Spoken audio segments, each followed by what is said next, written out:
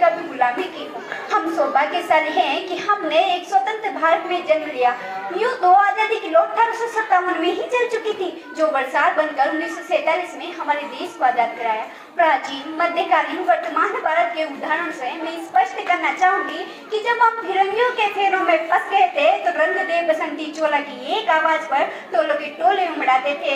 उनके वंदे मातरम के नारों से खून में आने वाला 5-5 डिग्री का तूफान अंग्रेजी शासकों की जड़ों में तूफान ला देता था। लोग मर जाते थे, मिट जाते थे, फांसी चढ़ जाते थे, तो वो भी अपनी देशभक्ति साबित कर रहे होते थे, क्योंकि ये उस दौर की देशभक्ति की कसौटी थी।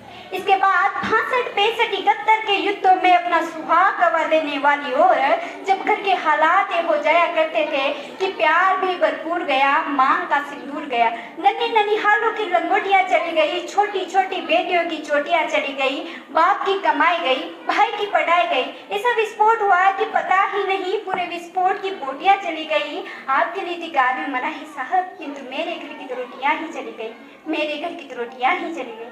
भले हालात पैदा हो जाने के बावजूद भी एक माँ अपने पुत्र को सरहद पर खड़े दुश्मन की धज्जियां उड़ाने के लिए भेज देती थी। उसे पत्र लिखा कर ये भेजा करती थी कि माँ ने खत लिखा है बड़े चाव से, पुत्र मेरे घबरा ना जाना, 1 इंच भी पीछे ना हटना, चाहे इंच इंच कट जाना, चाहे इंच इंच कट जाना।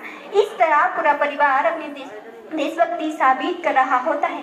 तब देश बलिदान मांगता था, तब देश लड़ जाने को कहता था, तब देश मर जाने को, मिट जाने को, फांसी चढ़ जाने को कहता था, किंतु आज देश लड़ जाने को नहीं कहता। आज देश मर जाने को, मिट जाने को, फांसी चढ़ जाने को नहीं कहता, बल्कि मेरे विचारों में एक व्यक्ति जो अपना कार्य अपनी पूरी मेहनत, पूरी ईमानदारी और पूरी लगन से करे ना, तो वही सच्चा देशभक्ति।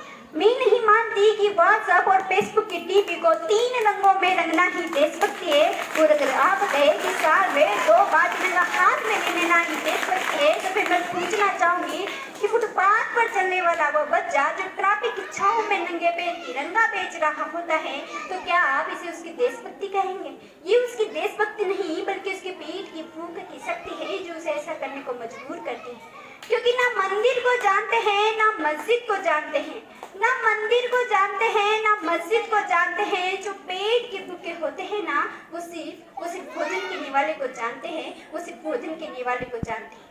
अपने देश, अपने समाज, अपने राष्ट्र के प्रति समर्पण का भाव है देशभक्ति। और हर देशद्रोही के जीवन में आने वाला तूफान है हमारी सच्ची देशभक्ति, ताकि देशद्रोही ये समझ सके कि अगर तू परिंदा है तो ये आसमान तेरा है, अगर तू दरिंदा है तो ये शमशान तेरा है। भाईचारे से रहना है तो रह ले जमीन पर, वरना एक कब्र भी तेरी है और एक कब्रिस्तान भी तेरा है और कब्रिस्तान भी तेरा है। लेकिन एक देशद्रोही से ज्यादा देशभक्ति तब आहत होती है जब एक बेटा अपने बूढ़े माँ बाप को अपनी चौखट पर छोड़ आता है। खराब होती है वह देशभक्ति जब मुसीबत में फंसे लोगों की जान बचाने से ज्यादा हम से लेकर अपनी लाइफ बनाने में लगे रहते हैं। आज का वो युवा जिसके ऊपर जिम्मेदारी थी अपने देश, अपने समाज, अपने राष्ट्र की आशाओं को बांधे रखने की, आज वही युवा 4x4 इंच की छोटी सी स्क्रीन पर अपनी कोमल उंगलियों के कृष्ण मात्र से भावनाओं की मुझे भेज रहा है। 4 बोतल दूध का कहाँ मेरा रोजगार, भारत का भविष्य तबाह कर रखा है। हम न एक ऐसे समाज में जीते हैं जब पत्थर की मूर्त को लगते हैं 56 भूख और भूखे नंगे तड़पते सो जाते हैं लोग, भूखे नंगे तड़पते सो जाते हैं लोग।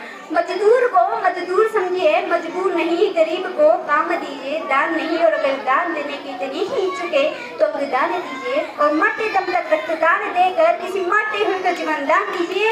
यही सच्ची देशभक्ति और यही सच्चा राष्ट्र प्रेम है। ना सरकार मेरी है, ना रब मेरा है, ना सरकार मेरी है, ना रब मेरा है, और ना ही ये बड़ा सा नाम मेरा है। बस इतनी सी बात का गर्व है मुझे कि मैं भारत की हूँ और ये भारत मेरा है और ये भारत मेरा है। अंत में मैं यही कहना चाहूंगी कि मेरा भारत महान था, महान है और महान रहेगा। जय हिंद, जय भारत।